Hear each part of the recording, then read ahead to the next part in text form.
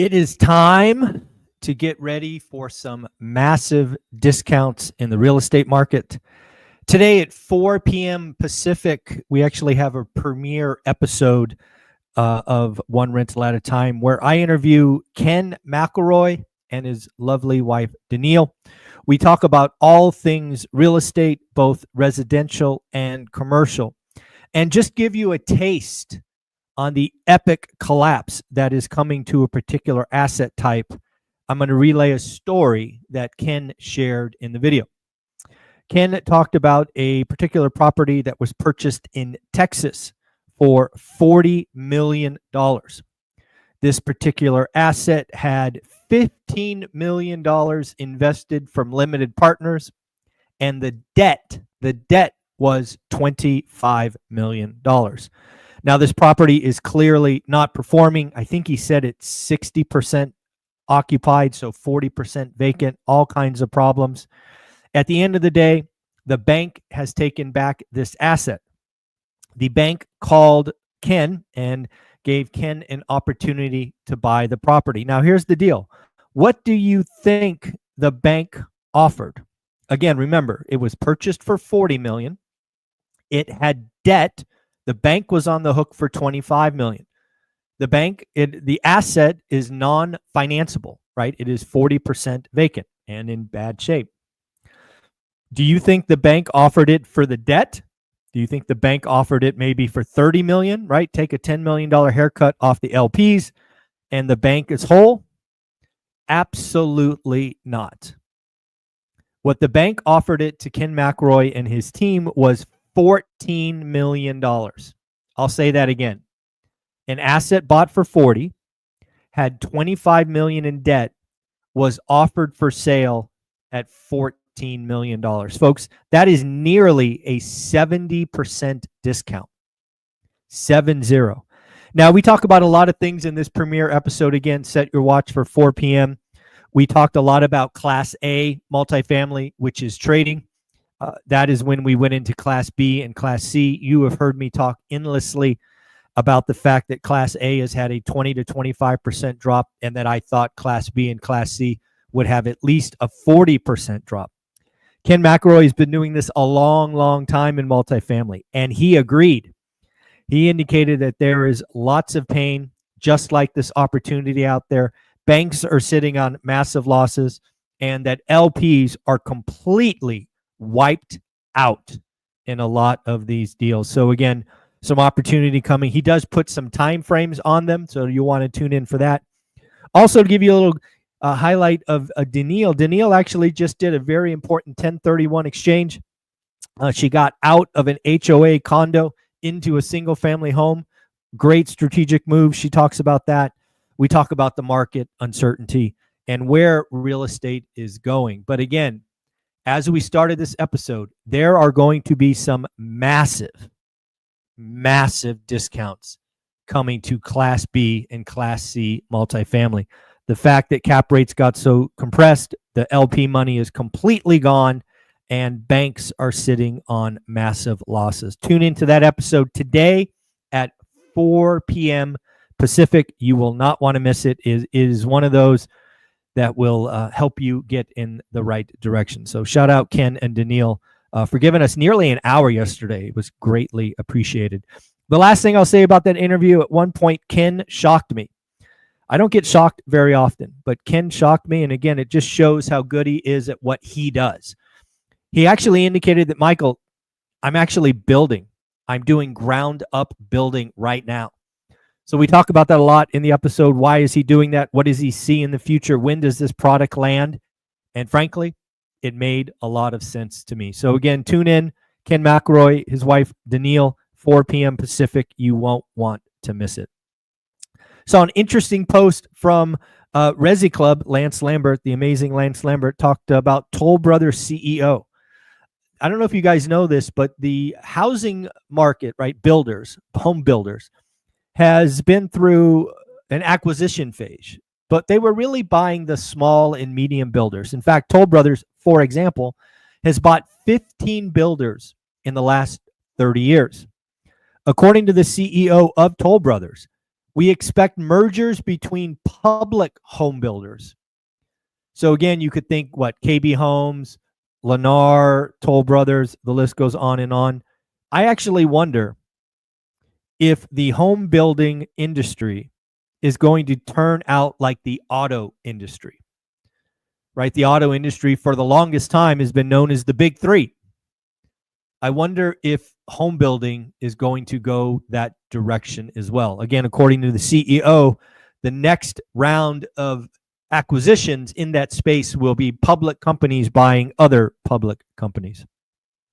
We got an update from the New York Fed on just how much uncertainty in the consumer is feeling better. Again, remember, folks, it was 2 or 3 weeks ago, I postulated that we were past the worst of the uncertainty and that the soft data would start to show that. Well, we've got more of that data here. New York Fed report said customer outlook on the job market has improved. Expectations for food prices rising has improved. Home price expectations have improved. So again, generally speaking, the consumers are feeling better and better. Looks like Disney is out dropping some serious coin. They are paying a Comcast $438 million, just over $438 million, for full control of Hulu. It'll be interesting to see what Disney's plan is for Hulu once they have full control. And let's put up this comment from a fan. Yes, hit that like button. We've got 98 folks watching at the moment. Thank you all for being here. You're amazing. I appreciate the support each and every morning. Thank you, thank you, thank you for that. I appreciate it. Another sign that the uncertainty is passing us, we just got a CEO survey. 270 CEOs were surveyed, and expectations for a recession have significantly declined. This was a June report. If you remember back in April, over 60%, 62%, if memory serves, CEOs thought we would have a recession in the next 6 months. Now, less than 30. Again, as every day goes by and uncertainty gets just a little bit better, we are starting to see that improvement. So again, greater than 60% of people saw a recession in April. Now in June, less than 30. That is a significant adjustment. Home Depot CEO in that report said the worst concerns from the tariffs have passed. Remember, Liberation Day was all about these wild and crazy called tariffs, but they were just trade imbalances. And that now has passed, so the uncertainty is getting better and better. Also read this morning that the negotiations with China in London is continuing. I can only assume that more talk is good. They haven't left the table, so hopefully there is resolution there. Folks, tomorrow is going to be a big day. If you are out there hoping for a rate cut in 2025, you must be paying attention tomorrow. Tomorrow we get CPI. CPI last month headline was 2.3, core was 2.8. It is now expected in the most updated numbers that the headline is going to rise to 2.4. I actually think there's a chance it might go to 2.5, but again, we will see what happens tomorrow. Core is also expected to rise from 2.8 to 2.9. Remember, folks, we have been warning you about the next 3 months for 6 months, and now we are here. The next 3 months, it is going to look like, I think, inflation is increasing, and it has a chance to significantly increase should the tariffs start to bite significantly. So tomorrow is a very, very important day. We are getting some expectations on Americans, consumers. Inflation fears are easing. Again, as I've said for weeks now, it looks like the uncertainty is starting to pull back from these high numbers. Inflation expectation a month ago was 3.6. It is now 3.2. Paramount came out and announced a workforce reduction.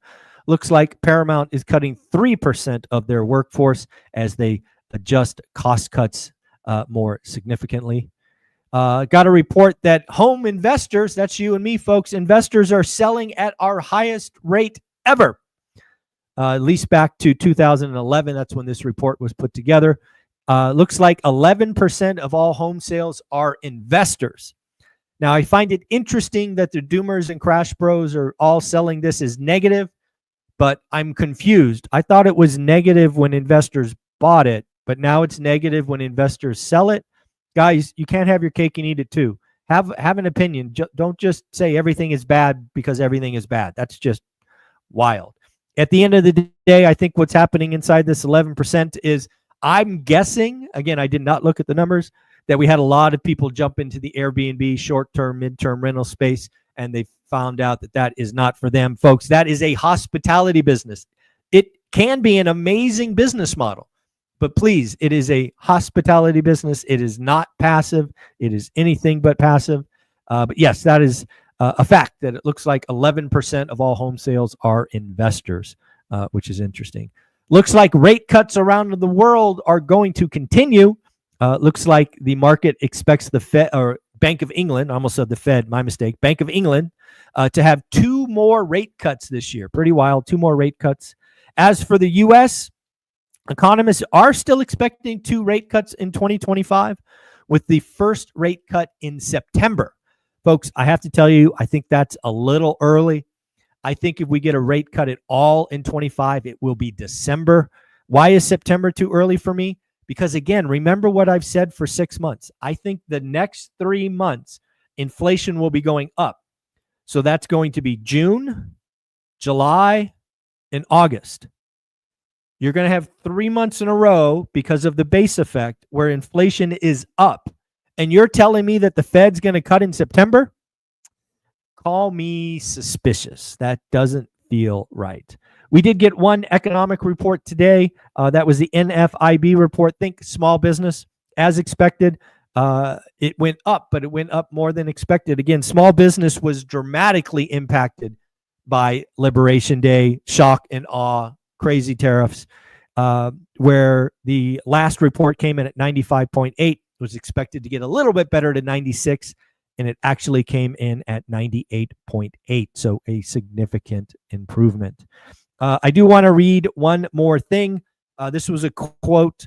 I pulled it up. Let me pull it up in my pictures, or a tweet. I'm sorry, a tweet from Ken McElroy the other day. I thought it was really important. Here we go. Freedom isn't a number. It's not 1 million. It's not 10 million. It's when your passive income covers your life. Most people know how much they make. Almost no one knows how much they spend. What's the gap? Folks, that's what I've been talking about for a long time. You heard me talk about it at Deal Champs. There's some IG reels of me on stage talking about it. You need to figure out what your life costs. How much does it cost each month to live your life? I suggest, if you are open to it, make it a family experience. If you have kids over 10, do the following. Get with the family and say, okay, folks, I'm going to ask you some questions. What does our life cost today? Right? I'm going to make up some numbers, $5,000. Then I would do the following. What is the bare minimum? What if we had to cut back and just do what we need, not what we want? Maybe after some conversations, you figure out it's $3,500. And then the fun happens. Then you can have the family talk about what is the most amazing life you can imagine, right? Do you fly first or do you fly private? Do you have 1, 2, or 3 homes? How many cars do we have? What is the ball out lifestyle? Let's call it 20 grand. Now, folks, you have a North Star, and you actually have the steps on the path. Your first step is to build passive income to $3,500 because that's the bare minimum. Then you're going to get to 5 grand. And then if you want, you can get to 20. But at the end of the day, as Coach Carson always reminds us, what is enough? What is enough? There you go, folks. Get in the game, figure out what's going on. Again, tune in to Ken McElroy and Daniil McElroy's conversation. You won't be disappointed. There are massive discounts coming in the real estate market. He talks about what you should do, how to get ready, and I hope you enjoy it. Let me know in the comments when you watch Ken's video. Let me know what you think, questions to ask. Hopefully, I'll be talking to him again shortly. So if you have questions that you want to ask Ken, put it in the comments. I'll make some notes. Take care. Later.